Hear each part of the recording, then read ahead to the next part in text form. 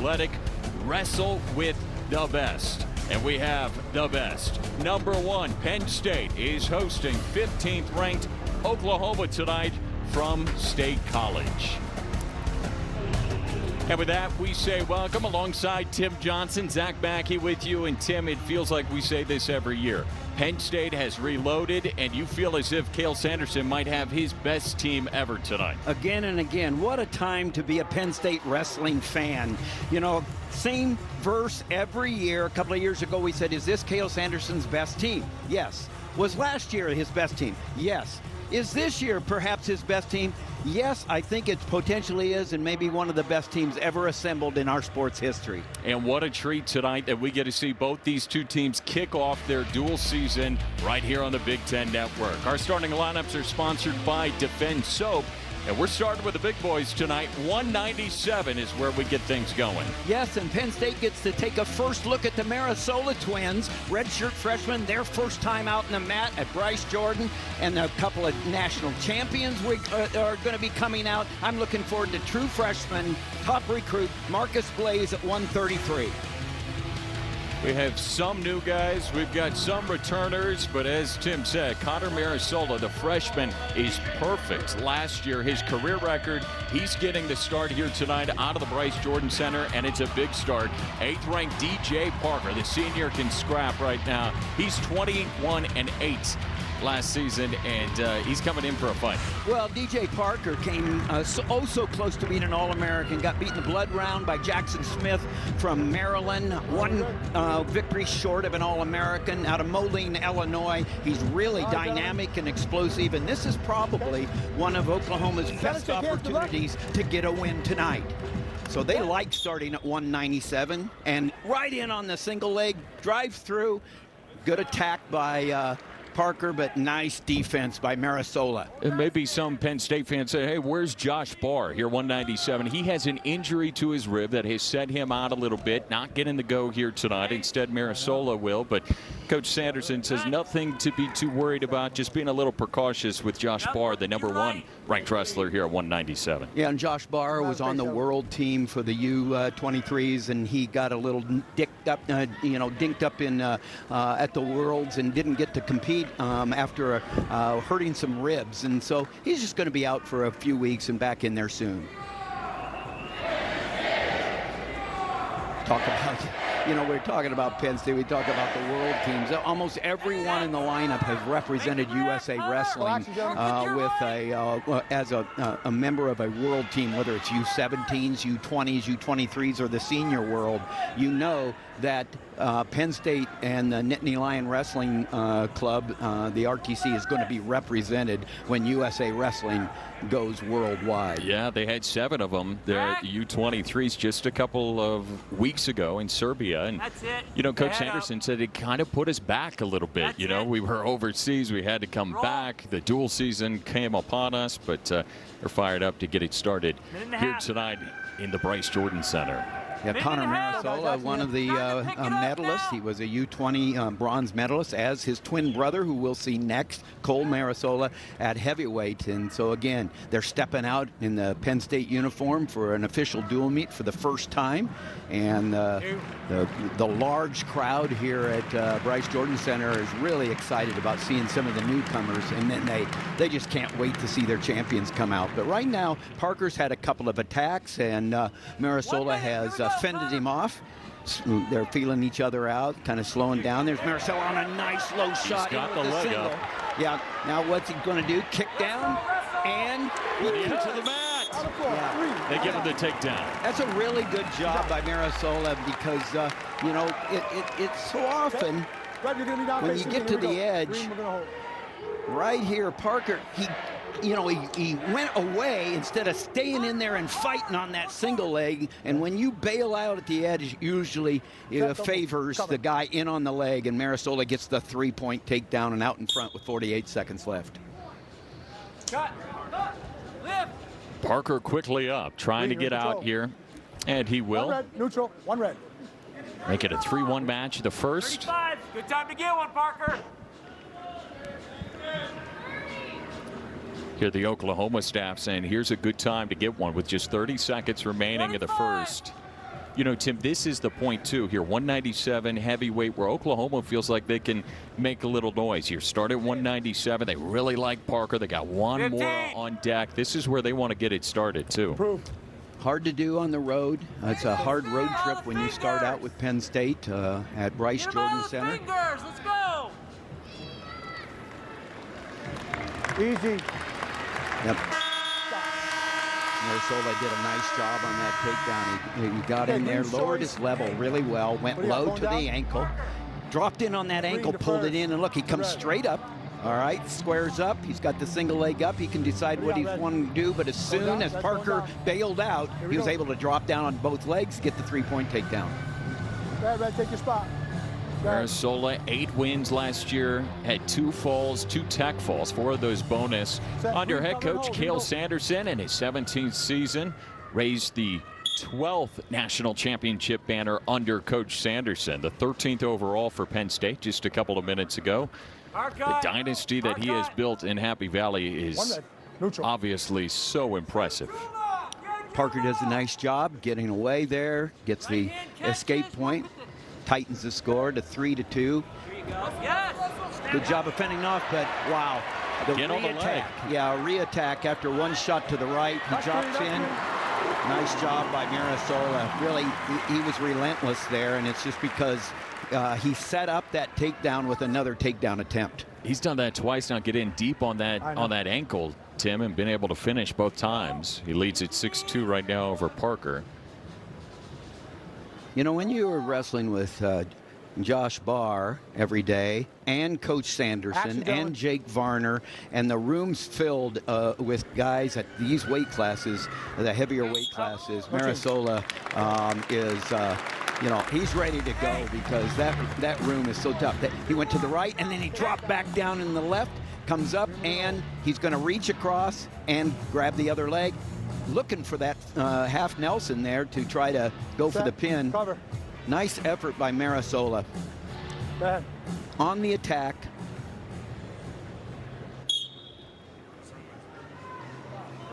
See what Marasola can do at the top spot. Last time Parker was able to get up and out rather quickly, but now up to a minute for Marasola. Of riding time. 1 red, we're neutral. 1 red, we're neutral. 45. Parker's looking and searching for his first takedown. He was quick to attack on the leg, but struggled to finish in that first. Well, I like Parker's effort. When he got the escape 3 times now, he has dropped back in, trying to get on immediately on a takedown, but Marasola, his defense just too good, and so Parker has not found out how to get through the defense of Marasola. Now Marasola continuing to attack, but I like Parker's effort. He's putting pressure on, but he's just not getting through the defense. And then the counterattack by Marasola, looking to bring Parker back totally on. You want to bring him to the center. On the edge of the mat here. Marasola trying for a third takedown, but the second period will end. 2 officials get together. Ray Santiago and Gary Wade are 2 officials talk it through. Roger Kish, the 3rd season as the head coach there for Oklahoma, has turned them into the top 15 of the country. Coach Kish from North Dakota State originally, before this Oklahoma job, had them rolling in the Big 12. And the challenge brick was thrown by Oklahoma. Oh, they gave the 3 at the edge. And so they're going to look both on whether it was control, and I think the 3 was on the board. The first replay of tonight's duel happens in the first one. Let's take a look at this clock here and see if it does expire first, Tim.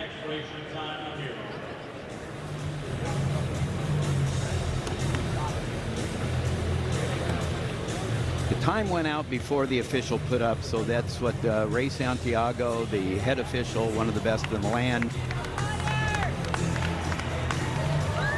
Go over to the side and get a look of it. Connor Marasola is showing right now why the Penn State fans can be real excited about these Marasola twins. And Connor, you know, if all goes according to plan, he's behind the #1 wrestler in the nation in Josh Barr. So he gets this opportunity right now to let people know what they have coming in the future, and it's really impressive. For those who maybe just tuning in a little bit late, Josh Barr, the All-American reigning national runner-up, has a rib injury that has sidelined him, took him out of the World Championships. He's not going tonight. Connor Marasola is going. He's got 2 takedowns. But right now the review is, does he have a third before the second period ended? Coach Kish for Oklahoma threw his first challenge break. Today's duel. If it goes in favor of Coach Kish, he'll get the challenge brick back. If it doesn't, it's the only challenge brick he has in the duel meet, and he'll lose it. I'm taking a long look at this right now, making sure they get it right on the edge of the mat. That is one of the changes this year in college wrestling with the third-party reviews. When there is a third-party review, the referees and the third party can dispute and talk back and forth. Before, when it went to a third-party dispute, there was no talk back and forth with the officials. Obviously, though, tonight we do not have third-party review. It is the 2 officials on the mat that are making the determination of this call as they get more looks at it to see, did time expire before the takedown was awarded to Penn State wrestler Connor Marasola. That was a good look there at Roger Kish, one of the top wrestlers for Minnesota back in the day when they were winning national championships and finishing in the top 4 for Jay Robinson. And Roger Kish is a national finalist. He was 2nd and 3rd. He was a Big Ten champion. A lot of credentials, a lot of success at North Dakota State, and now in his 3rd year at Oklahoma. I thought it was so cool what he said. When you have someone like Jay Robinson to call and lend an ear, and when you're getting programs together and starting it up like he did at North Dakota State and here at Oklahoma, what an asset to be able to rely on. One of the best there, Jay Robinson, moving from being the assistant at Iowa for several years for Dan Gable, moving up to Minnesota, and slowly and steadily building that Minnesota program to become national champions. And until last year, the only team ever to have 10 All-Americans. Now, last year, Penn State tied that record with 10, and will they be the first team to have two years? The call on the mat is confirmed. We did have a 3 takedown. So, we're into the first, and Coach Kish has now lost his challenge. They ruled that the takedown did happen before the clock expired. It's a 9-3 lead for Connor Marasola. They did. Yes, bro. Yeah, Parker's going to have to move Marasola more than he was able to. Easier said than done, but he's not going to score on Marasola going straight on. You can't go straight on against a talent like Marasola. He's going to be able to defend all day long. You got to find those angles. I do, again, straight on there, but then he comes around and... Warning on green. Back to the center, we're neutral. Warning on green there, man. Marasola, he wrestles on the edge of the mat, doesn't he? He is always looking on that corner right before the whistle to get something. He's got a lot of mat savvy there. He knows where he's at, and already, you're gathering data not only along the year, but inside a match. And right now, he knows the tendencies of Parker to bail out, to kick out and go the opposite way, and so he just drops down on that on both legs and gets the 2 points. Tim, how much is it, too, for these guys to kick off the season? We don't typically start here at 197. These guys are leading off a meet, a big one. I mean, that's something that's a little bit different. It is a little bit different, and it's when both coaches can't agree that they're going to start at 125, so they draw, and they start at 197. And like we said, that's an advantage tonight for OU because Parker, like I said, a round of 12 person, only one away from being an All-American last year and one of their best, and yet we're going up every one of Penn State's wrestlers. We've talked about their world prowess. We talked about being one of the top recruits in the nation, no matter what weight they're at. And so it's a big hill to climb for the Sooners tonight in Bryce Jordan Center. We need a takedown. Let's go. So a minute 06 of riding time. Marasola's looking. He's looking at his debut to get a major decision here, get some bonus points for his team if he can find a way to get Parker down again. Staying on him, Marasola trying to work himself to get in on the angle. Now he pulls in, has been able to finish every time, driving through the hips for the three-point takedown. Really nice job. Easy. Gets a major, and he gets the fans to their feet. Connor Marasola, welcome to the Bryce Jordan Center, and he starts tonight's duel with bonus points. A major decision late in the third with a takedown. Keeping his perfect record perfect. Undefeated as a redshirt last year, and now 1-0 for the Penn State Nittany Lions as a redshirt freshman. Welcome to the lineup, Connor Marasola stepping in for the injured Josh Barn. Not just stepping in, getting a bonus point victory. His brother will get the go here at heavyweight now. Cole Marasola, just a freshman, getting in the top 15 of the country. He's got a veteran on the other side. Juan Mora, the 24th ranked wrestler in the country, has seen a lot of matches, and a young gun on the other side.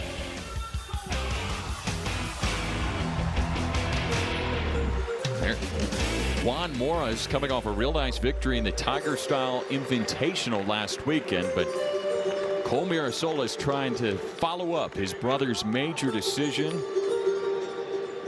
Went 6-2 last year, made his dual meet debut against Ohio State, came away with a huge win over 8th ranked Nick Feldman, and really burst on the scene, hoping to have a real strong performance here at heavyweight. Yeah, Juan Mora's had some nice wins. He was ranked as high as 19th last year. Another transfer from North Dakota State, came with Roger Kish. And a good hand fighter. He just needs to pull the trigger like Cole Marasola did, just like his twin brother, in on that leg. A little more weight on top of your shoulders when you're up at heavyweight, and that's the deal. I mean, Cole Marasola's had to put on about 35 pounds or so from a couple of years ago, and it's not easy to put on weight. I mean, and you know, you're eating all the time versus every other weight class you're not eating, you know. And so he's going to be one of the lighter heavyweights. We got about 260 on the side of Juan Mora. Actually, he weighed in at 256. And Cole Marasola weighed in at 228. So he's given away 30 pounds. Yeah. That's a lot when you get underneath somebody. Nice job of pulling the trigger. Mora in on the single leg, but a whizzer now, a shin whizzer by Marasola, neutralizing Mora. And now the flips around in on his own single leg. And he's going to drive through and get the 3 points. Got the takedown to take the first lead. You know, a shout out here. The Marasolas from Wisconsin, just like Mitchell Messenbrink, and they're all products of the Askren Wrestling Academy. And just a great shout out to Ben Askren. He was just inducted into the National Wrestling Hall of Fame, and overcoming a double lung transfer, and he's been such an inspiration to us all the way. With a wrestling mindset, has worked back from a really bad way from a health standpoint, and he's working his way back, but he's a mentor to so many wrestlers. And on this lineup tonight, 3 of them, the Marasola twins and Mitchell Messenbrink. And so just a shout out to Ben Askren, one of the best in our sport. Congratulations to the National Wrestling Hall of Fame, the inductions in early June in Stillwater. They have turned out some good wrestlers there from Askren Wrestling Facility. We're here in the first. It was Mora who was in on the leg, but Marasola countered and turned it into a takedown of his own. It was a really nice job by Cole Marasola there. Again, the weight, he was able to find the angle because he's not the biggest heavyweight, but he's really good at finding the angles, and he found the angle, got in on the single, and then was able to cover the hips and drive through. This is one of the only weight classes where you're giving up this big, this huge amount of weight. Like you said, 30 pounds or something. As a coach, what would you tell guys when they're giving up weight like that? Well, you don't get caught underneath. I mean, and heavyweight's a different sport. And so, you work those, you hand fight, you work those underhooks, but you've got to find the angles, because when you're outweighed by 30, you don't want to go straight in and get, underneath to where you can't recover, because 30 extra pounds is 30 extra pounds. And so Cole Marasola comes from understanding how to wrestle from a lighter weight. And but Hey, Tim, look at this. We're not just giving you Penn State's lineup. We're giving you guys from the lineup that are on the USA World Team. I mean, this list is impressive. Almost the entire lineup at one point has been on a USA World Team. And that's the way to say it. All these guys have represented USA Wrestling on one world team or another, whether it was under 17, U20 or U23 or the senior, but just so impressive. And tonight, 8 of the 10. Duke not, I don't believe in the lineup tonight, but 8 out of the 10 have been on USA Wrestling World Team. So impressive. We mentioned the U23s happening just a couple of weeks ago where Penn State was well represented. There you go. Use those knees. Everyone I've talked to talks about the Marisola twins, not only how good they are at wrestling, but their character, their work ethic, and they're just workhorses. Well, you better be in the Penn State room. And you know, after last year, he got to work out with Greg Kirkfleet, a national champion, several-time All-American for Penn State, and he gets to take over the heavyweight spot for Kirkfleet. But the room is filled with the guys from the coach on down. I mean, Kale's out there wrestling with these guys, and what an opportunity to have that kind of room at the upper weights. Yeah, we've got some All-Americans who are going to be redshirting coming up. We're talking about, obviously, everyone's trying to figure out who falls where, but when you're able to take some guys who were really high up on the podium and sit them down, that just shows the depth. Here's Marisola again on the leg. Good counter coming out of Juan Mora, though. Yeah, nice job by Mora of squaring up and getting his getting on top of the shoulders of Marisola there and getting his weight to where it kept Marisola from getting to the corner. That's what Marisola is trying to do. He's trying to work in there, hand fight, snap the heads, always looking to get a good look at an angle, at a corner. You're not going to score at this level going straight on. Short time here in the first. We'll see what either wrestler makes of it. So far, over a minute of riding time for Marisola from a takedown he had early on in the first.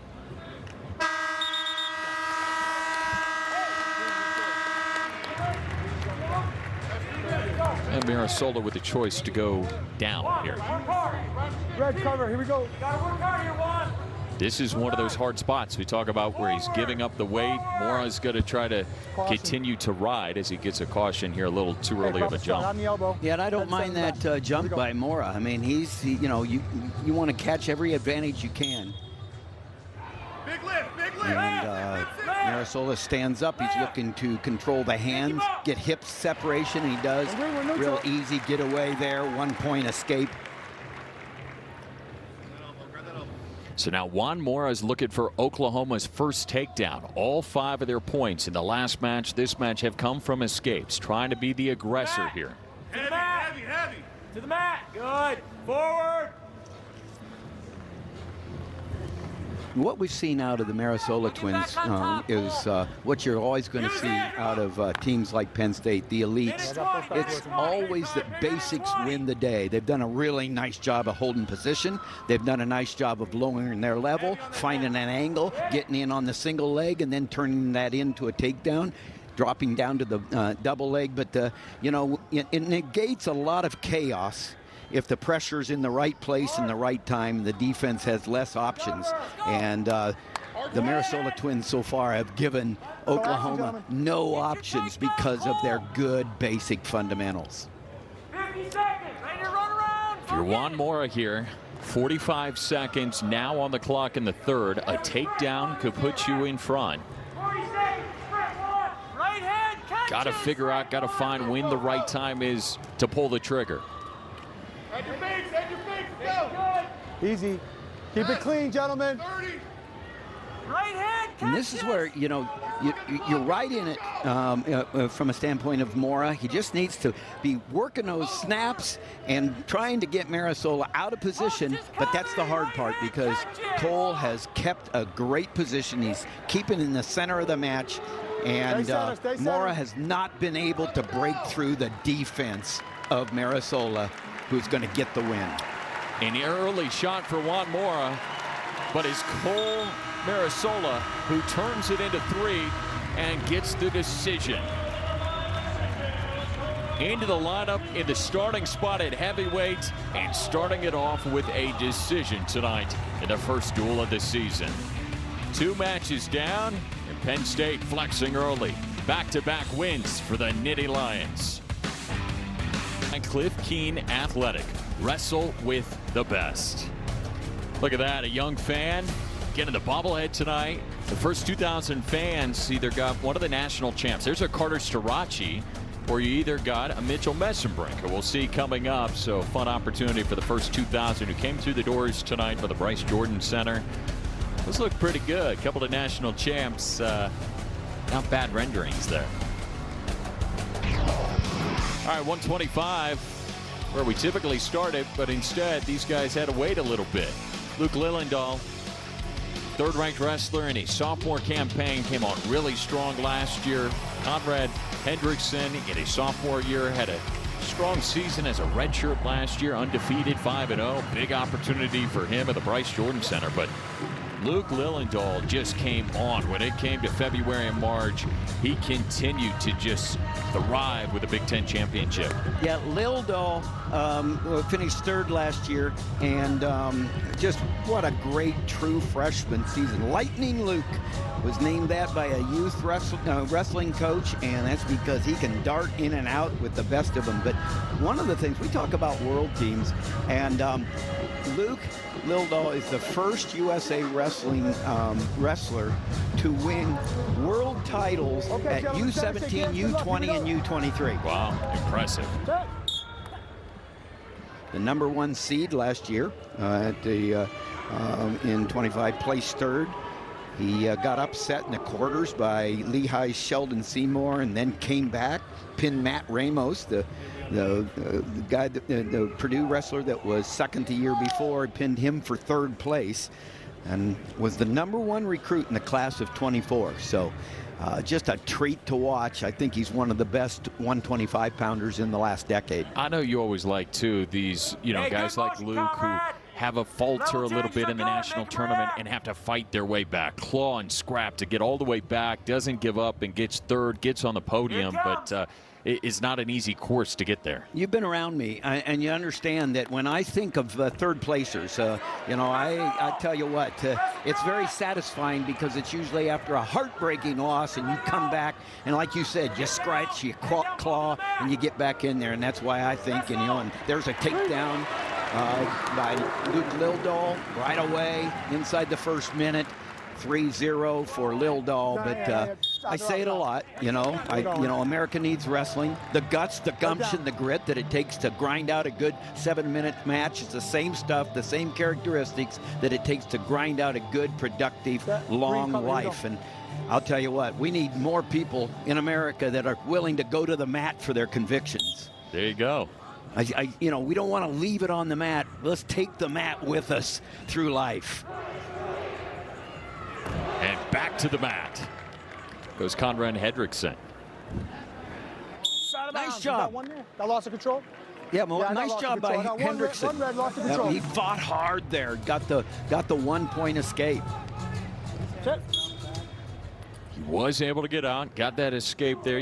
Talking with Coach Kish, he said a guy like Conrad Hendrickson, short, powerful, he's been very difficult to score on. Now, Lillendahl doesn't have no problem with the first, getting the job done, but, he's a guy that we've got to continue to work on his offense, get his offense going along, know when to pull that trigger, and here Lillendahl gets it again. Yeah, dropped in on the ankle there, and then you saw his feet moving really hard, and drove in to Hendrickson and got the 3 points. Working this, working the snap, drops down to the ankle, drives through. Really, really good pursuit by Lillendahl.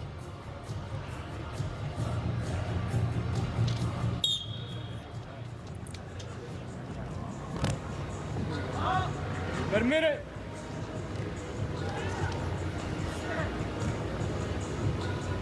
There you go. Hips.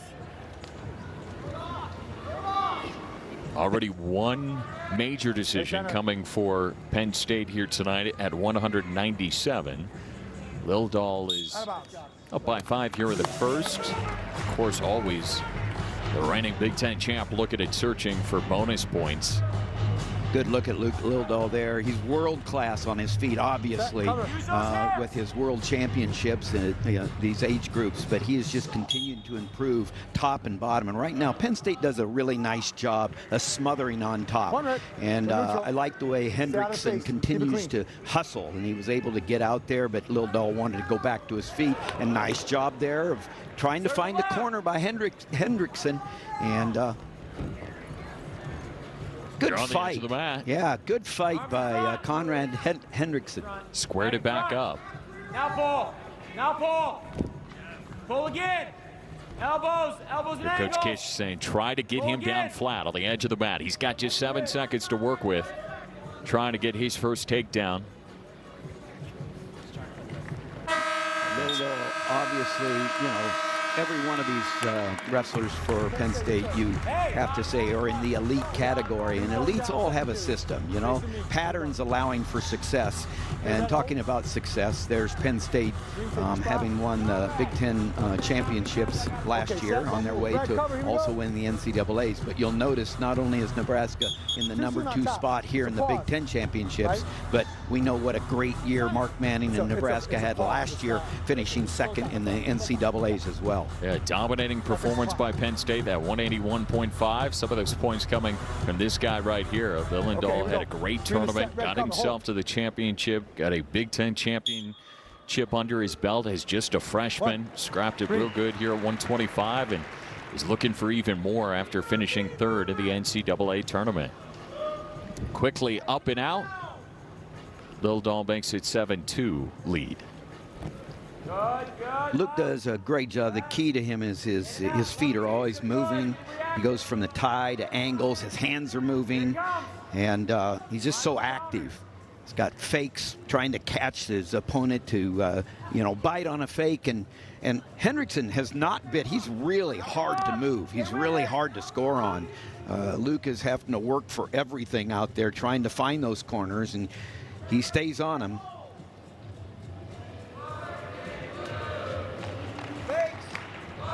Here's some of the oohs and ahs here for the Bryce Jordan Center. Lightning Luke. They want another one of those super quick takedowns.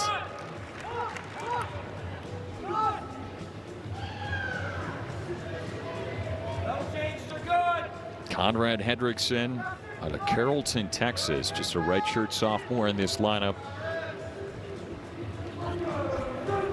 5-0 last year. Won a bunch of matches last weekend at the Tiger Style Invite. Dropped the first one, but won 4 straight. Action, gentlemen, let's go. Elbows are high. These two tied up with just 30 seconds, a little less remaining in this second period.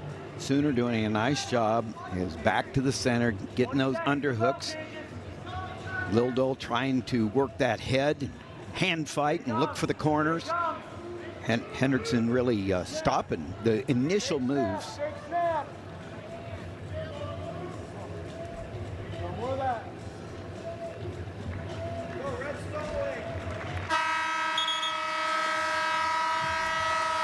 Your choice in the third. Going down? We showed it to you at the beginning, but yet another look at that good-looking championship banner that will hang inside the Bryce Jordan Center. 2025 national champs. Boy, they got to make room. They got all those banners hanging up there. 13 wrestling national championships for Penn State. And from their first in the early 50s until their second, it was, 60-some years, 70 years or whatever. And then the run that the Nittany Lions have been on, 2 times they've won 4 in a row. They're going to try to win 5 in a row this year for the first time in history. They've won 71 straight dual meets. They're only a few wins away from the record for the Division I, which is 76. Set by Oklahoma State back in 1937 to 1951. The all-time NCAA is 77 by St. Cloud in Division II, and if Penn State is on track, they'll have those records before Christmas. But the one record that they'll take a few more years is the all-time college record by NAIA powerhouse Grandview. 117 straight dual meets was their streak. That is impressive. Just a model of consistency this program has been. And a shout out to Nick Mitchell, the head coach at Grandview, for all, starting the program from scratch. He was, he wrestled at Wartburg for Jim Miller, and then he went down to Grandview, started that program, and just retired as the head coach, went into private business, and what a career he had with so many championships at Grandview. Head down. Nice job by Lilbo, driving through the hips. Kept the pressure on, found the good look on the corner, drove through the hips, and got the 3 points. Let's see if it gets him up and out. Right now, Lildahl has a major decision with that 1 minute 42 seconds of riding time. See the snap there and drop right back in. Started with a double, went to the angle, hit the side of the hips, covered him for 3 points. And I was talking about, all the elites have a system, and Penn State, their system is constantly working to create as much action as possible. They put themselves in wrestling positions because they figure, hey, no matter where I'm at, I'm the better wrestler. And the way to, show that off is to get in wrestling positions. And their offense is good enough. If they slip, quote unquote slip, they feel like they've got the offense to make up for a mistake. And they can put more points on the board. Look at this relentless on the head, drop down to the ankle. No, he's on the floor. Warning. Warning on red. And that foot went off the mat onto the floor. They stop it, and there's a warning. So effectively 11-4. Lildahl with a takedown would give him a major decision, and he does. Little super duck right at the end. He didn't hesitate, just dropped under that arm with a duck under, and 3 more points in the major. Just a sophomore, but he is so savvy, light and quick. Luke Lildahl knows where the clock's at, gets down and gets the takedown for some bonus points.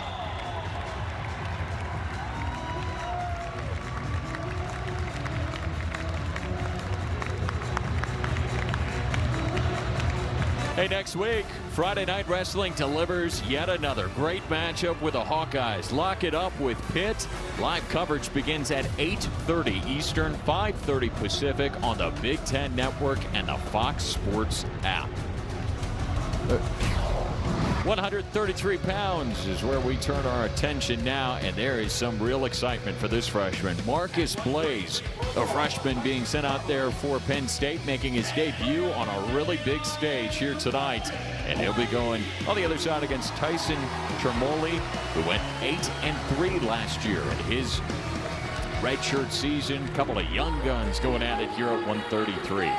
And if Blaze sounds familiar, his brother Joy got second, was a finalist, got beat, he's from Purdue, got beat by Antrell Taylor by Nebraska in the NCAA finals last year. And so the Blaze brothers are now in the NCAAs together, and Marcus Blaze, the #2 recruit in the class last year of 25, the #1 recruit, PJ Duke, also on the Penn State lineup, just not tonight, but a world champion in his own right at U17 and U20.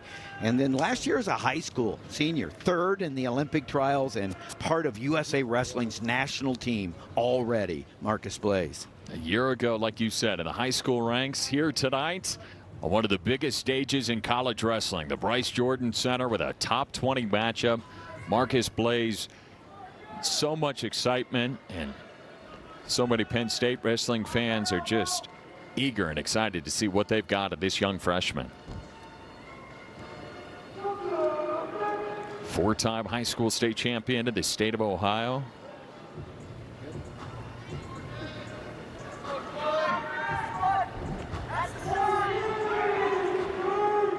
Blaze likes to work in there, work the heads and the hands. A really good hand fight. Has a great short offense there from the front headlock to behind. Nice movement by Tyson there. The Sooner did a really nice job of moving out, doing a little hip heist, getting out and not letting Blaze get that takedown. Good hustle by the Sooner. I got 2 hands to clear the wrist. I got 2 hands clear the wrist. Oklahoma's Tyson Tremoli transferred from Wyoming.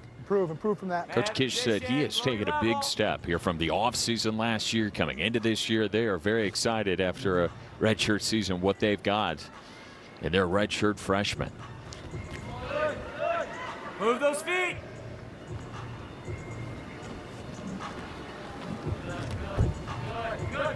Blaze just does everything so well. He's not really dynamic. He's just really good. He never breaks his fundamentals. And there, in on a high crotch, cracks down.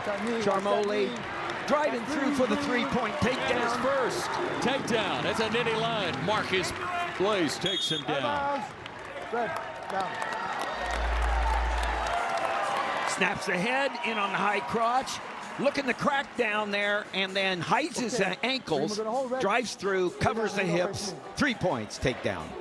Really nice execution by the young, true freshman, Marcus Blaze. That is the 10th takedown for Penn State in this duel so far. The Sooners are still looking for their first takedown. They've had 9 total points, all coming from escapes. The freshman Tyson Charmoli is trying to be the first to do so. Now, you see him trying to scoop that leg back there. Penn State does a really nice job of stretching. They work on this, and they do a great job on top, showing how he pushes that elbow. The elbows are out there. Now he attacks the wrists because he has him stretched out, scooped up that leg, looking for those wrists.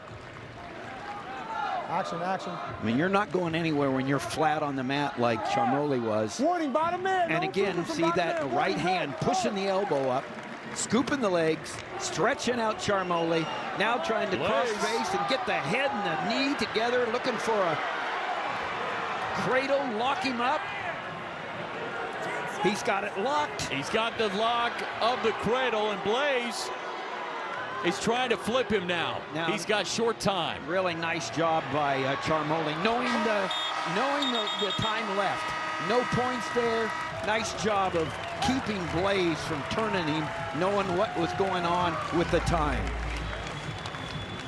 There's a cross face. He looks to bring the knee and the head together. And watch, he's cranking him there with the head going to the knee.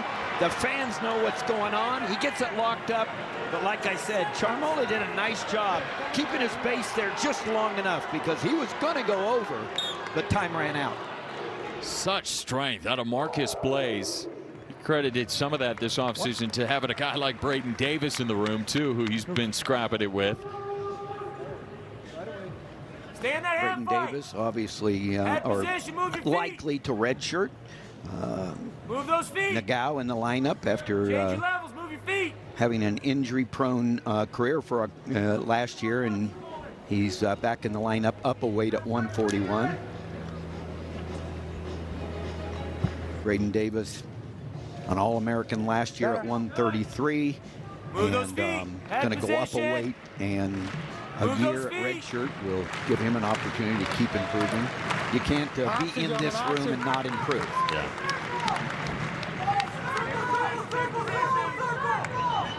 Circle in.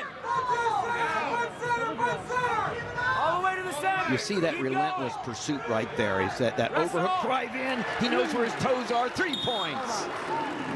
Edge of the mat wrestling. So really great savvy by Marcus Blaze. He knew where he was, and he gets that ankle pick, drives through, finds the other leg, and there it is. 3 points right on the edge. Yeah, that edge of the mat wrestling tonight for Penn State has been phenomenal. So it gets started with Connor Mirasola getting his takedown on the edge of the mat. These guys have been relentless. When you win on the edge of the mat in the end of the period, you're going to win most matches you're in. Now Blaze in on that single leg, kicks down, drops on top, and he's looking to go to the takedown again. He's got a major right now. He's in the middle of the second period, and so he sees the opportunity perhaps to really roll up the score and has Tech on his mind. Again, high cross there, driving through. That's both legs, 3 more points. Red is down.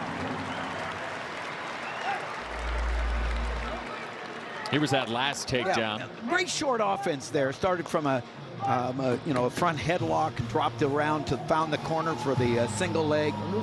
There's a high crotch, drives through, finds at the legs at the edge of the mat. 3 more.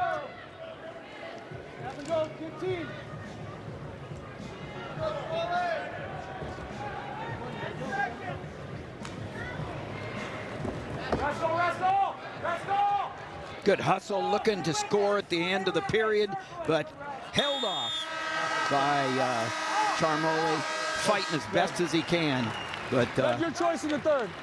Yeah, and it's a 14-3 lead right now, so an 11-point lead for Blaze. He's got the minute 28 of riding time, and in his debut, he is looking for a tech, if not even turn him around. Remember, he had that locked up in the first period, but time ran out with the cradle.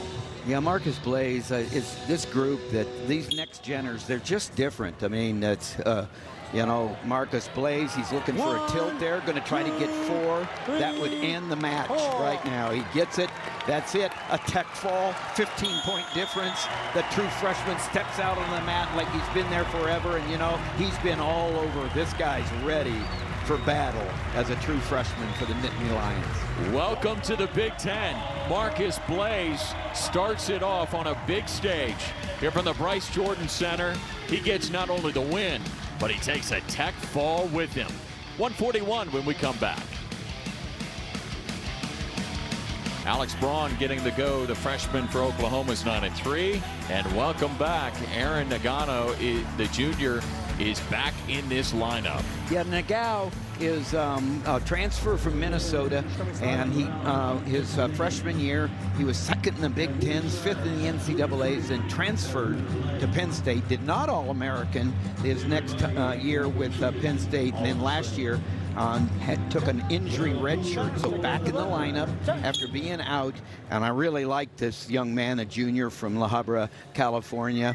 Esperanza High School is a 2-time state champion there. He's really tough, and he allows people in on his legs, and he is so comfortable here. So Braun in on the leg, but here is exactly where Nagao likes to be, and there he is with the 3-point takedown. The boots are in. He's stretching out Braun.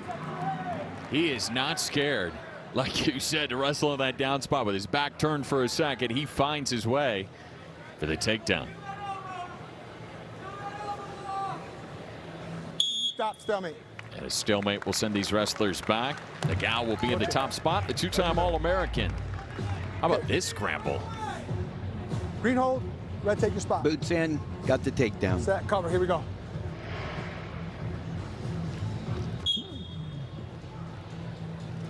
Right leg in, stretching out Braun. Now he's flat, and this is where Nagao likes to go to work on top.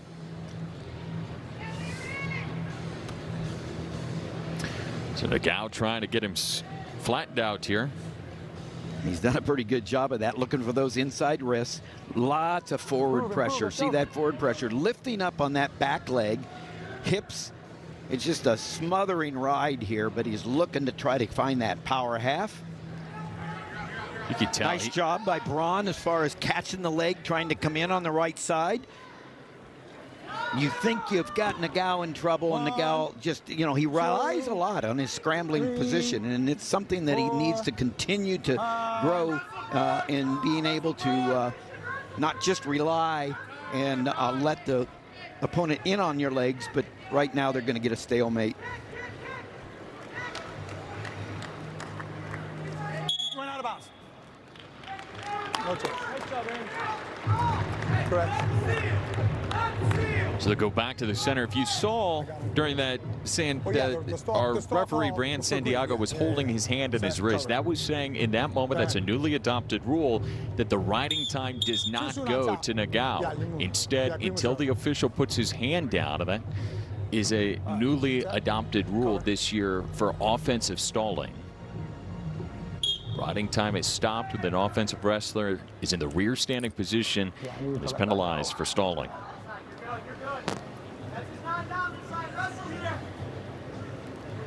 Again, stretched out, weight forward, not, some wrestlers would consider being a little high, but he loves the crab ride right there. The boots are in. He's in the crab ride, looking to get the shoulders past 45. He's still too high. He's on your chest. Too high. Too high. Nice effort by Braun. Braun coming off a year last year, 9-3, and a redshirt year, and had some good wins. There's a reversal by Nagao, but really nice reversal by Alex Braun, but then reversal back for Nagao. You could just tell the excitement out there for Aaron Nagao. You know, he talked about, I'm just excited to be able to get out there. It's been 2 years since I've competed, to get to do it at the Bryce Jordan Center here. You know, big part of being a competitor is just being in that mentality. He feels like he can wrestle so free right now, coming back from injury that has sidelined him for the last couple of years, and up to 141. He's feeling good. You could just tell a great overall feel for Aaron Nagao right now. Yeah, and I like the toughness right here of Braun. Braun kept fighting here, got his hips around and got the reversal. He is hustling, and he's making it hard on Nagao. Roger Kish has to be happy with the effort by Alex Braun there, only down 5-2. This is where we get to see Nagao again on his feet, and you know, in the room with Davis, in the room with Blaze, but he's also in the room with Ono, a world champion, senior world champion out of Japan, who is enrolled at Penn State, will likely redshirt this year and have at least 1 year of eligibility, but he's in the room every day. How, you know, one of the best in the world on his feet, and it has to help Nagao a lot every day, and this is what he wants to do. He wants to be able to get better on his feet and not rely on the scramble, even though he is one of the best at it.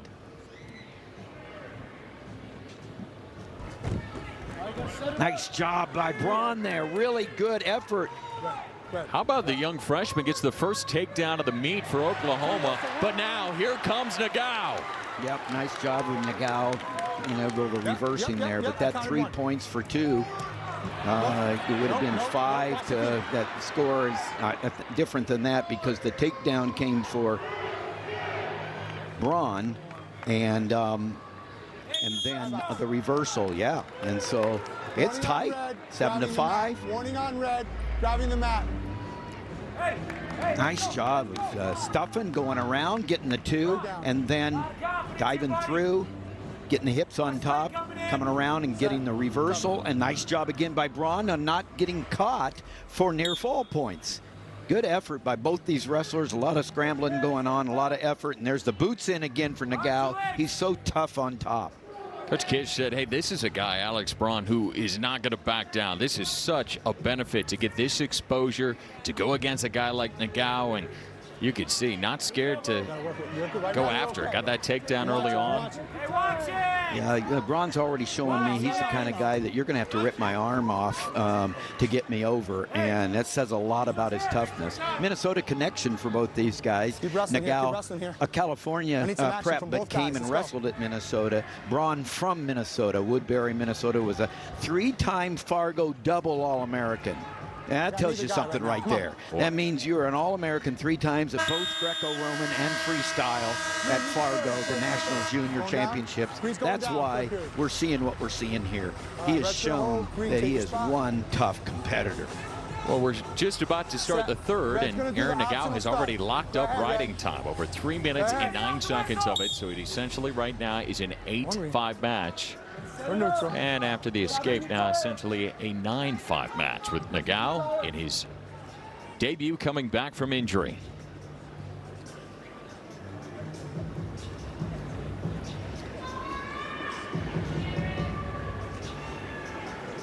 Keep it clean, guys. Watch that shot from space.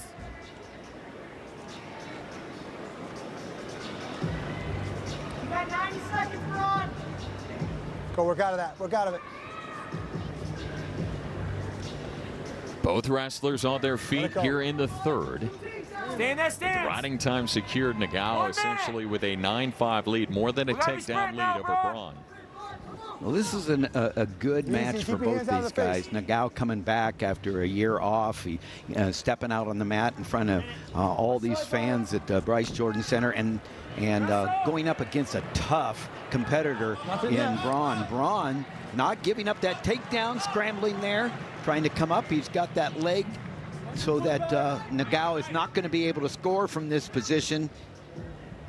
And I would think that the official probably going to call a stalemate here. Yep, potentially dangerous. 39 seconds. Sends these wrestlers back to their feet here in the third. This is match 5 so far. It has been all Penn State. They lead in the team category 16-0 with a couple of majors and a tech to go along with their decision at 285. We started tonight at 197 pounds. Braun again in on the legs, but struggling to be able to find a way to finish here with just 14 seconds remaining. Yeah, didn't find the corner. There's a lot to take away both of these wrestlers. Braun has to feel good about a lot that he did. He knows where he's got to go. Nagao says, man, I got some work to do. Still working on an offensive system that has to improve, actually. Like I said, and right there is one of the ways. But look at this defense by Alex Braun. Never quit. And really good match for these two competitors. Well, welcome back to Penn State. Aaron Nagao with the decision tonight at 141 pounds. He scrambles around and it gets himself a win. That is 5 straight for Penn State to get this thing started from Happy Valley. So far, Penn State with a couple of majors, a couple of bonus points. We're halfway through and it is all Nittany Lions.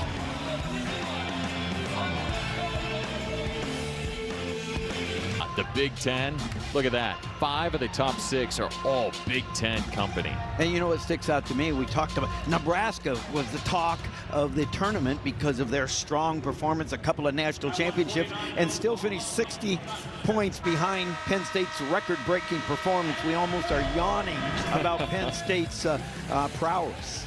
Here's a guy who's helped them score in a big way. Shane Van Ness is the junior. He's #1 in the country, 25-3.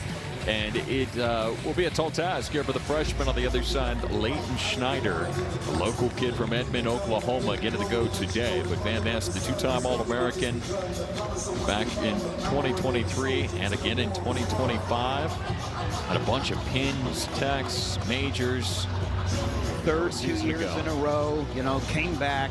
After disappointing losses, we talked about that, the guts that it takes to come back, and he's come back and got third. This year, Caleb Henson is redshirting. Shane Van Ness, the #1 ranked junior out of Somerville, New Jersey, Blair Academy, and he's just really so solid. He's come up short at the Big Tens and the NCAAs, and I'm sure that's on his mind, you know. And at the end of the day, though, he just knows that if I wrestle to my best, the outcome's gonna happen the way it should. And Van Ness in on the hips there, covering for 3 points right out of the gate.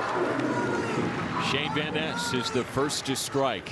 Here, 149 pounds for Penn State, who is a perfect 5 for 5 tonight. One of the first 5 matches of the evening. Yeah, Van Ness starting out real faster. He likes to get in the opponent's grill really tight in the pace and the pressure, and he got in there real close to him, changed his level, drove through, got a really nice early takedown.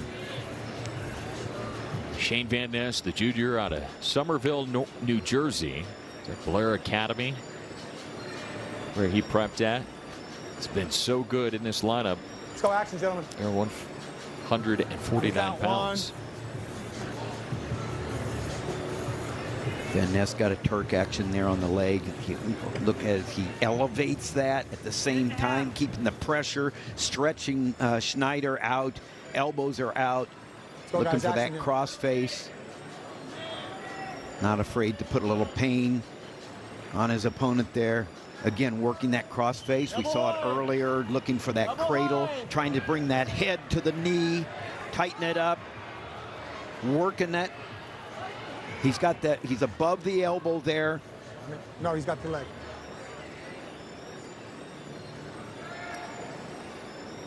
Build your base. Schneider just trying to survive underneath a lot of pressure. The shoulder, on the head, looking to turn, doing a little butcher action there. And as he brings that head down, trying to get the knee up. See, and it's not just about the riding time. This just takes so much energy out of your opponent when you are suffocating. Now the warning to Schneider not improving.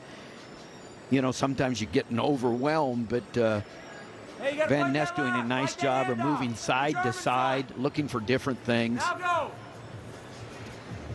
Just continues to get him flat. It's the second that Schneider can build up and get to his knees. I mean, Van Ness is so relentless at getting him back flat, straight down to the mat. Let's go, guys. Yeah, he's got him extended. He puts the weight on the hands. Hips in.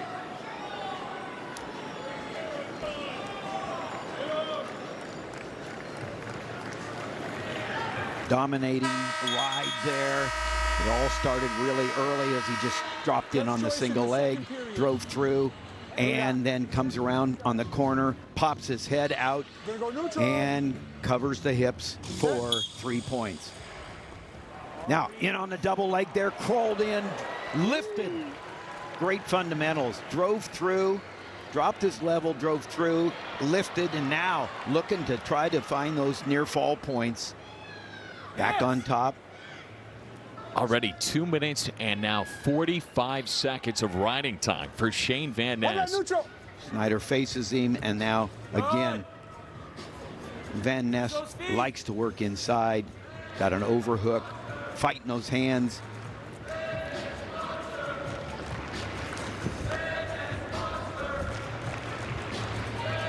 Shane Van Ness, You ready? #1 ranked wrestler in the country here. At 149, he's again on the legs and his third takedown. Just took advantage of Schneider standing up, and he saw the opening, drove through for the double leg, looking to try to catch him on his back now. Working up, he's working up, he's working up. Looking right there, he's got points. And Ness is getting the count. Back flat will go Schneider. 4 back points given to Van Ness.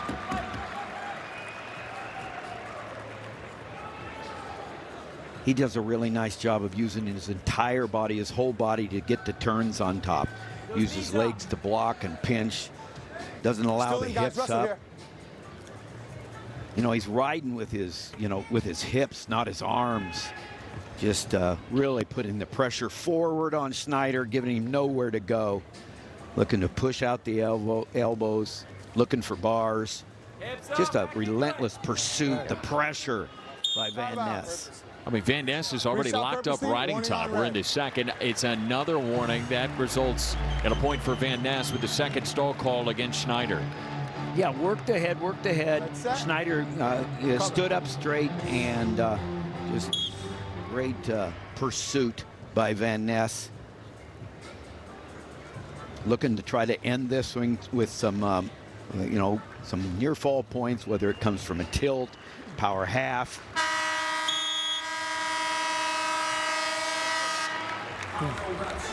Van Ness going to choose down. He's going down. All right. Look for fast and furious. He gets an escape back in on a takedown.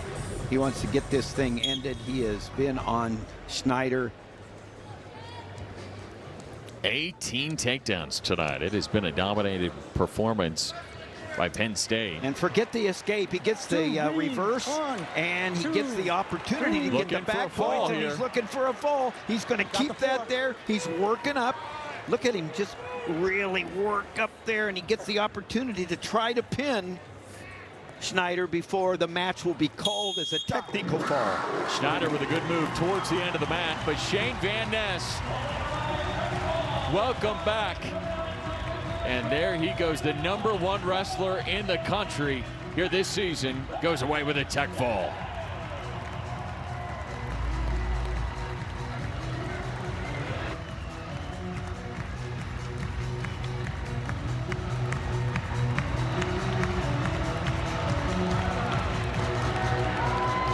Shane Van Ness gets his arm raised.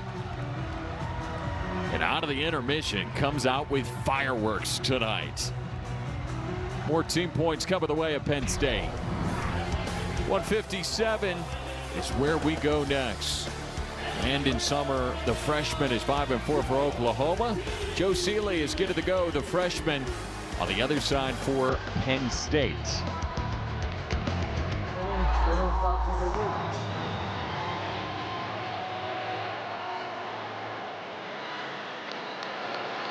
Making his way out there is Seeley after getting to go here, 157. A lot of people are looking forward to P.J. Duke, the true freshman. Anticipating Tyler Kasak, the two-time All-American, redshirting this year.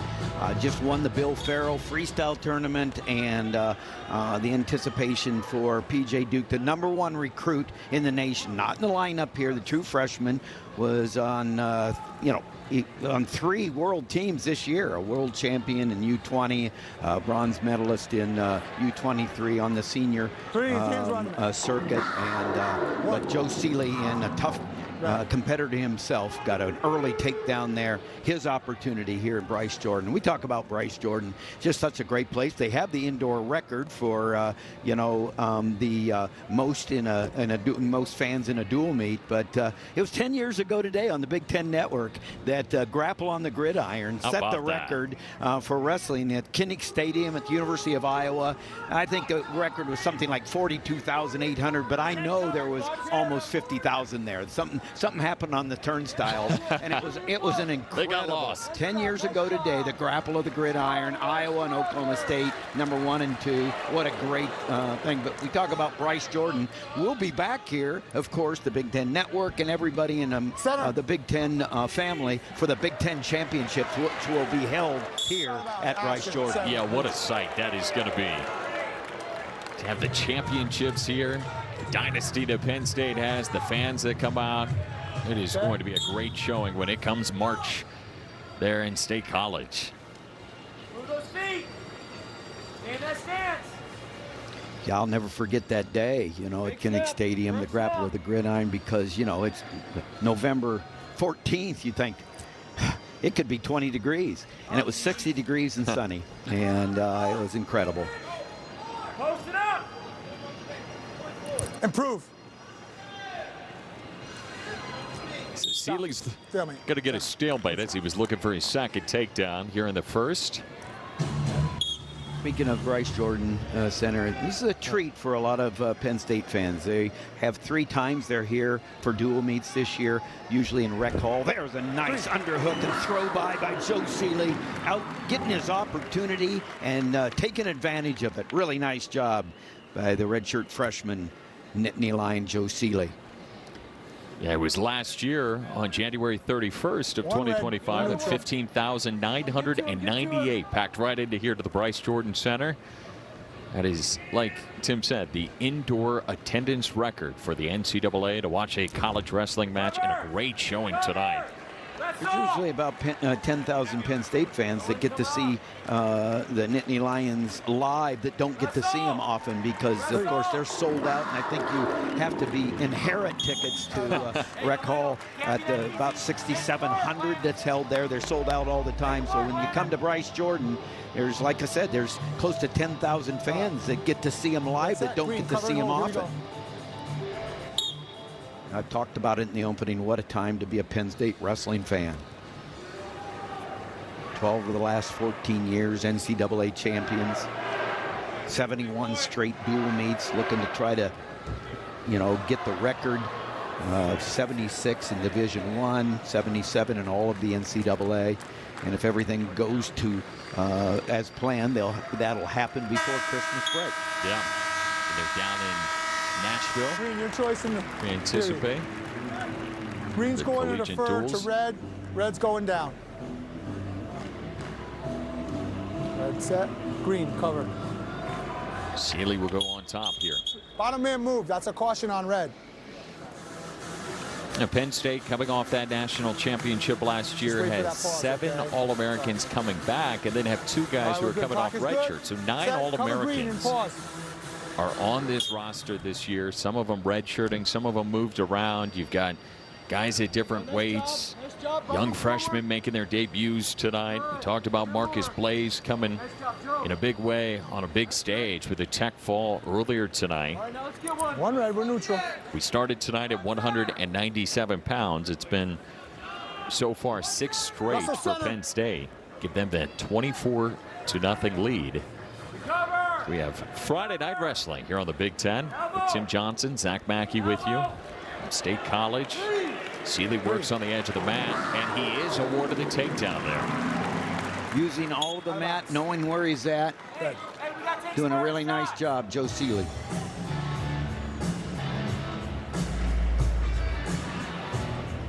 Doesn't bite on the fake. A little shot, half shot, front headlock. Goes one way. Passes the elbow, comes back for the 3-point takedown. One red, we're neutral.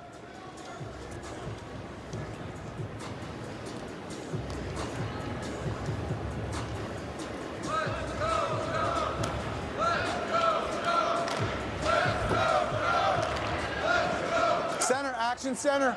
Seeley doing a really nice job of keeping Sommer from getting any kind of offense going, because he's, you know, look at him, he's working that elbow, his hand fights, working that short offense again. He's on the edge of the mat, and he's going to go around and cover. Red, warning on red. We were out of bounds. Center. Get off your knees, Landon. So warning coming against Oklahoma there.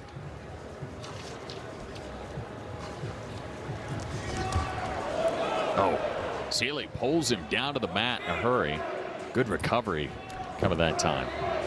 3 red, green. Now Seeley with yet another takedown. Yeah, just relentless. You know, we talked about it. He gets his opportunity to come out in front of the fans like this and just really puts on a show. Good effort by Seeley. And, you know, when you're on, you're following all these performances by the Lions, you don't want to be the one that isn't performing. And he certainly stepped up here. Joe Seeley with the opportunity.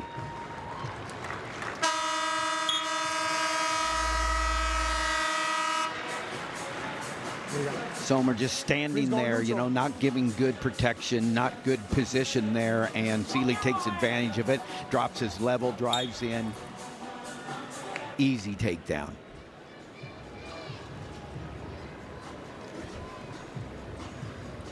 Nice feet movement by Seeley. That's the reason. That's the key right here. He's moving his feet. You know, your good stance, good motion, and then you got to execute. Now, Sommer in on that leg, but nice hip action, hip pressure by Seeley, breaks Sommer down, and going to get the stalemate and get a start over. Sommer was hit with stalling, his second, so it resulted in Seeley getting a point. 16-4, 12-point lead right now for Seeley. Minute 38 of riding time essentially could give him a 17-4 lead. He's in on the legs again. Finish this, get a tech fall. And he does. And that's back-to-back tech falls coming for Penn State. Joe Seeley getting the call to go here at 157 and showing up with a tech fall. Bonus points attached for Penn State. It's all Penn State here from State College. They continue to roll. 165, the national champ next. Just earlier here tonight. Here's a look at the scores, what's happened here so far. Penn State has won every match since we started at 197. Bonus points attached. A couple of back-to-back tech falls coming. Well, it's just the Penn State way. They're constantly working to create as much action as possible, and that action is turned into points. That's what it's all about. And talk about a guy who, you know, just gets after it, a pace that is kind of supernatural. Mitchell Messenbrink. Owen Eck, the freshman, is going against the reigning national champion. Mitchell Messenbrink, #1 in the country. The junior, 27-0 from a season ago. Just phenomenal, and his first opportunity here this year in front of these fans that so many of them in attendance have bobbleheads of him. And quickly Messenbrink To the mat, trying to be the first attacker. And to put this into context, you know, Eck is a 4-time Kansas State champion, and so he is a really good competitor, but you have to have something special to keep up with Messenbrink, and he's a national champion, a 2-time finalist. We talked about the Askren Academy from Heartland, Wisconsin, Arrowhead High School. His dad, John Messenbrink, tremendous coach, and here's Messenbrink getting after it. Great performance at the U23s. He beat a senior world champion. Last-second takedown to win the gold. We were talking to Oklahoma head coach over there, Coach Kish, and you know, he was telling us, Roger Kish, that he thinks Mitchell Messenbrink is the most rounded wrestler he has seen that they have this year in college wrestling. Just loves what he's able to do in so many different positions. No brakes, all gas. Good way to put it. A favorite for the Hodge Trophy. Wrestling's the same as the Heisman in football. Dan Hodge, the great champion out of OU. Named after one of the great Sooners. I remember when the Sooners won their last national championship, 1974, so they've got a great tradition, and came down to heavyweight. Michigan had an opportunity. They were favored at heavyweight. If their heavyweight wins, Michigan wins. Western Illinois heavyweight upset the Michigan heavyweight, and OU wins a national title. But the Dan Hodge trophy goes to the most dominant wrestler, and Messenbrink, one of the favorites certainly for that honor this year. Good memory there, Tim. Anytime you wrestle in the Big Ten, you're going to get tested, and obviously Mitchell will have that here at 165. I mean, Michael Caliendo, obviously for Iowa, the second-ranked wrestler in this weight class. Joey Blaze for Purdue is off to a good start, the third-ranked wrestler in this weight class. I mean, there's plenty of options. When you get through the Big Ten slate, you know you're ready. Well, Messenbrink relentless. He's getting after it. I liked what Eck did a little bit ago, about 30 seconds ago. He was looking to get into Peterson finish, and he almost had it. If there's such a thing against Messenbrink. Look at this. Messenbrink going to go up 16-3 with 4 right here in the first period. What I like about Mitchell is he forces wrestling because he's so confident. He's better in every spot. So he forces wrestling. He's not scared about giving up takedowns, and he hardly gives up anything. But he's willing to go out there and make it work. And nice effort, nice job by Eck of not giving up the easy back points. I remember Mitchell telling me at the Big Ten Championships last year, I like to go. I like when guys want to scrap. He's always very complimentary to his opponents who like to go at it, like to go back and forth, give it a good match. Messenbrink will let Eck start up on his feet here. And it's hard to prepare for his intensity and pace. Boom, just like that. First period, Tech fall. Back like he never left. The reigning national champ starts it off with a Tech fall in the first period, and the Bryce Jordan Center loves it.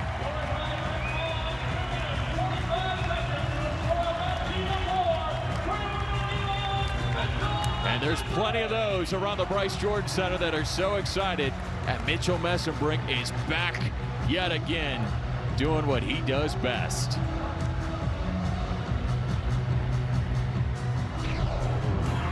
.174. And wouldn't you know it, another #1 ranked wrestler in the country, Levi Haynes. This senior has been so good, and he continues to shine so far. Carter Schubert on the other side, the sophomore. An opportunity here to see how he stacks up, the #1 ranked wrestler in the country. And I don't know if anybody's gotten better in the last 6 months than Haynes. He is, you know, Zahid Valencia. You have to say, wow, world champion and probably the best wrestler in America right now. But Haynes, I think, is right there. He was a silver medalist in the...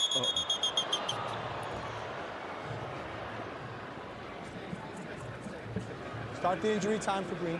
The trainers will come out very early on. Haynes went down.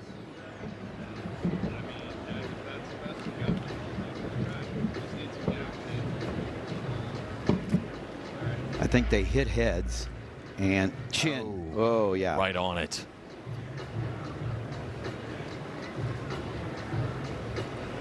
Yeah, right on the chin. On the down block there.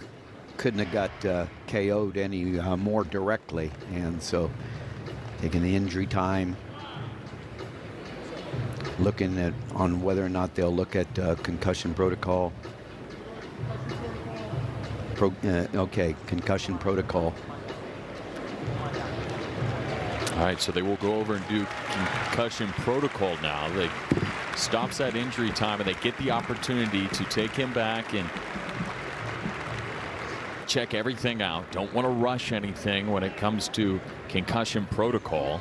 It was very early on. Schmidt went down, Haynes went for the attack, and it was chin to the back of the head, and Haynes went straight flat down. So they will go in the back room and they will attend to him and make sure those head injuries, you don't mess around. Right there, came down. And just like, you know, getting in a boxing match there with a left hook. And so while we wait, we will step aside right now. We're at 174. All have good news to report. Levi Haynes was checked out. He got the all clear and he got good to go. So he will be back out here after that head injury set him down. Man, what a competitor. yeah, I mean, that's he's shown that. I was just talking about him. He's on the world team, still in the NCAA competitor. Got a silver this year, was a world champion in U23, and he got married. So, I mean, That's a pretty good summer. Yeah, that's a pretty good summer. He's a leader of men. He's one of the, you know, the guys they look to. Senior and three-time Big Ten champion, a three-time All-American. He's been second, he's been first, he's been third, a national champion in 24. Coach Cale Sanderson called him out and said, hey, this is one of the guys who leads from us, leads from the front. Guys listen when Levi Haynes talks. Comes from great stock. Both his mom and dad, Amy and Ken, were multi-sport collegiate athletes. And, you know, at Lock Haven, Amy field hockey and lacrosse. There you go. Yes. Cover. Be patient, it'll come. He's slowing down. What I love about Levi is I'm not sure there's a better hand fighter. I mean, his hand fighting system, the hands are moving all the time. I think that you could count very few seconds in between his hands that are, you know, they're moving all the time. I don't think there'd be 2 seconds where his hands aren't moving. He's as good as it gets in that area. Not just on the head. He's moving. You see him snapping there. He's moving his hands all the time. It's just, and I talked about everybody having a system, and what I like about the elite programs like Penn State. The blueprint is according to the individual, you know, but you got to have a system. And he's as good as we have in the USA Wrestling right now in this area. And never let, you know, he never lets you hang on a collar, tie, or wrist, and he's always, you know, just creating chaos in there with those, with that hand fighting and that pressure. You ready to counter? Always looking for the opening. You give him an opening, give him an opening, and he's going to score. So both these two wrestlers looking to be the first to strike here. Carter Schmidt doing a nice job on the defensive end, but Haynes is deep on the single leg. Found that opening. He's trying to get that right arm to cut across. He's looking to cut across, and he does. Gets the 2, looking for back points. There's a swipe. There he's going. He's looking hard. Whoa, nice job of slipping out of that by Schmidt. A 7-point move at the end of the first period for Haynes. Levi Haynes goes down with injury, but comes back here in this first in a big way. See how he cuts across with his right arm here to secure the hips, and then he keeps looking for that back point right there. Covers up, gets that leg high, looks chest to chest, tries to shoot that half in. Nice job by Schmidt getting out of that, but he keeps it tight. See how he's elevating that leg to the chest. Hips. 7-0 lead here for Levi Haines in the second. Got that leg in. Dig your toe in. There you go. Haynes really good on top, looking for chicken wings. Let's go. We got to wrestle here, gentlemen. Let's go. Got that right leg in. On a leg, on a count. It's One. above the knee. He's elevating it, looking for some kind of opportunity to turn. And that comes from that elevation of that leg back. There's so much pressure going forward. Haynes gets him flat. Now he's trying to turn him yet again. So overwhelming and hard. That's why I know the guy that beat him for the gold medal in the seniors had to wrestle hard. You know why I know that? Because Haynes wrestles so hard. So that guy, had to wrestle hard to beat Haynes for that gold medal. Got the Turk action here. I mean, this is pain. Bringing the head to the foot. Looking for 4 more now, trying to cover it up, looking for the fall, and he gets it. Levi Haines sends the Bryce Jordan Center to their feet.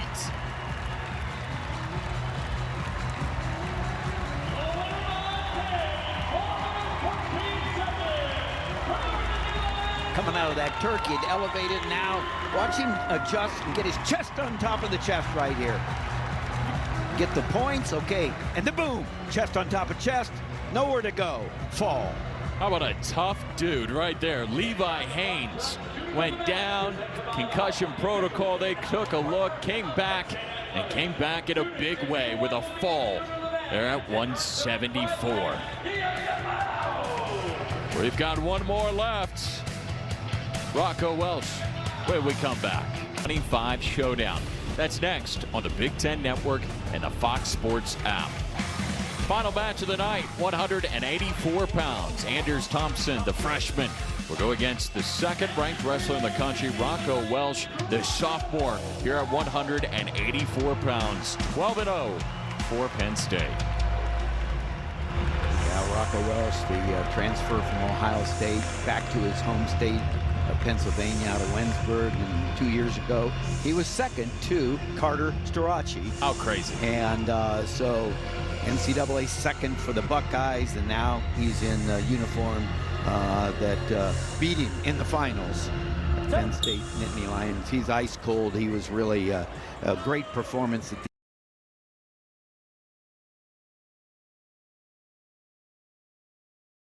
NCAA's, winning overtimes and just really showing how tough he is, and one of those next geners. They're just different. They're special. We talk about Blaze and Duke and Jax Forrest and Bo Bassett and Rocco Welsh.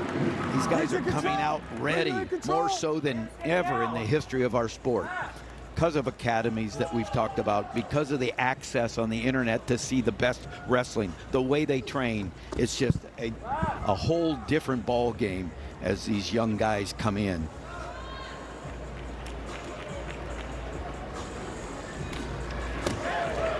Down on the ankle here. Rocco Welsh trying to be the first to strike. It's odd for a Penn State fan to tune in here to 184 and not see Carter Starachi. Boy, did he leave a legacy. 5-time NCAA champion, the first to ever do it. And Rocco Welsh is getting a go in his spot here. 184 pounds, gets the takedown early. Now, I said, he was ice cold in the NCAAs. He won 3 straight 4-1 sudden victory wins on his way to the finals to meet Starachi. So, when you know that you're going to win, you usually do win. Shows you what kind of mental toughness Rocco Welsh has. And Anders Thompson get the go here now. Typically, Brian Saldano has been the guy for Oklahoma, a transfer from Rutgers. Got a little banged up over the weekend. They're trying to get him back healthy. He wanted to go here, an opportunity to be able to wrestle on one of the biggest stages. But coach hold him back a little bit. Anders Thompson one green, we're neutral. will get the go here. And going to be provide a sport. Yeah, it's going to be a great weight class. You look at McAnally from Minnesota, how great he looked last year, and finished second to Strachey, and Angelo Ferrari at Iowa, Aiden Sinclair at Missouri, Zach Ryder, who was on Penn State's roster. Rocco comes in, so he goes and joins Dave Taylor at Oklahoma State. It's going to be a great year to watch at 184, and there's a nice job of getting on the leg, covering for the other leg, and getting 3 more points. Rocco Welsh. 3 takedowns early in the first period. 7 of the 9 matches so far have been major decisions or greater. They've been bonus points for Penn State.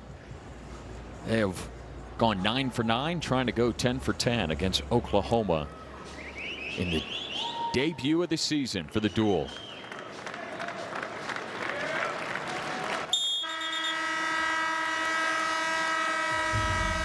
The Outstanding Wrestler is sponsored by Cliff Keen, and who else than Levi Haynes.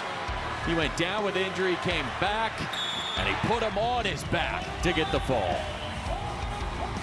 Big smile on his face. The senior leader gets the opportunity to lead in the best possible way, getting the fall.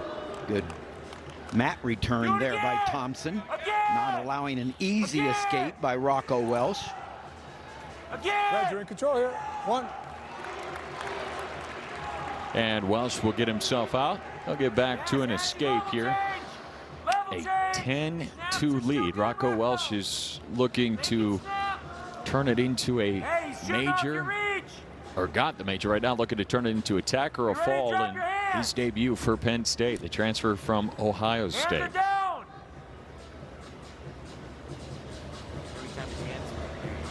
Hands down. Don't let him set you with the hands. Final match of the night of Big Ten Network coverage of Friday Night Wrestling, the premier conference when it comes to college athletics. And the sport of wrestling is the Big Ten, with Tim Johnson, Zach Mackey with you, and a takedown for Rocco Welsh. He's nearing an eye in that tech fall. Well, the big idea of wrestling is position, head position, pressure, and attack. Well, that's been the formula for Penn State tonight. They've got great position. They put a lot of pressure on you. They attack, they execute, and they win.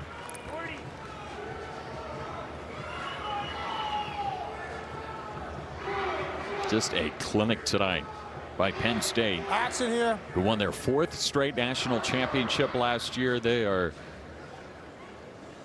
right now in good position to be able to obviously do that again, and then some. 7 returning All-Americans, 2 more coming off redshirt, 9 All-Americans on this year's roster, Rocco Welsh being one of them. I mean, it is an impressive bunch. It is, and we talked about the good position, that position's one thing, but then executing action from that position. Nice job elevating there for Thompson. He continues. No loss of control. You had the leg. Thompson will not get Yeah, that. you had the leg. I started counting. Yeah. There's Casey Cunningham. What a job he's done as assistant coach. And the 2025 USA Wrestling Freestyle Coach of the Year. You wonder why, we see the Nittany Lions all over these world teams, and Casey Cunningham right there leading for USA Wrestling. He was the USA Wrestling Freestyle Coach of the Year. Has to be just a tremendous time for him. 2 of his boys on the team, his own sons. He's just a tremendous, not only coach, but a high character, wonderful man. I thought it was cool. Cale said this week, we've got 3 great head coaches, some of the best in the country, on our roster, and they're all my assistants on the staff. It's a tech fall for Rocco Welsh. He gets it going for Penn State, and a clean sweep for the Nittany Lions tonight.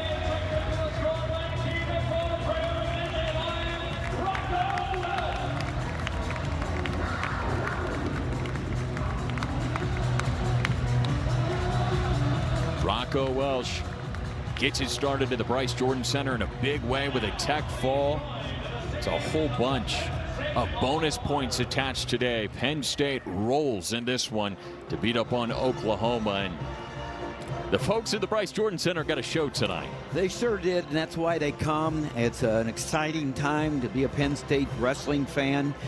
They get a show every time these guys step out on the mat, and so they look like they're in mid-season form, and the thing is, they aren't. And so that's the good news for Penn State, the bad news for the rest of the country. They're just getting started. I was going to say, that is scary.